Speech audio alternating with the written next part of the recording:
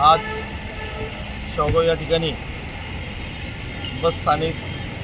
आवारामध्ये जे निकृष्ट दर्जाचं काँक्रिटीकरण झालं आहे त्या संदर्भाने आम्ही सगळ्या कार्यकर्त्यांनी या ठिकाणी आमरण उपोषणाचा प्रशासनास इशारा दिल्यानंतर संबंधित खात्याचे अधिकारी श्री काळभोर साहेब असतील,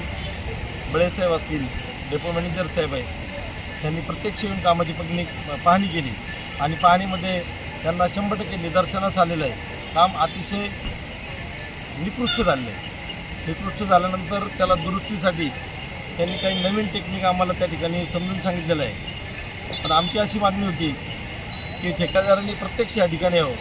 की जवळपास 1 कोटी रुपये 80-90 लाख रुपये खर्च करून या ठिकाणी गेल्या 3-4 महिन्यापूर्वी झालेलं काम निकृष्ट झालं की ज्या कारणाने आपल्याला जे धुळीचा त्रास झाला आहे त्यात आबालवृद्ध नागरिक असतील, लहान मुलं असतील किंवा प्रशासन STचे कर्मचारी असतील त्यांना अतिशय या सगळ्या त्रासाला सामोरं जावं लागत होतं. म्हणून आम्ही कार्यकर्त्यांनी या ठिकाणी उपोषण ठेवले. आज अधिकाऱ्यांनी आपल्याला त्याला नवीन मायक्रो काँक्रिटीकरण करून आपण ही धूळ थांबवू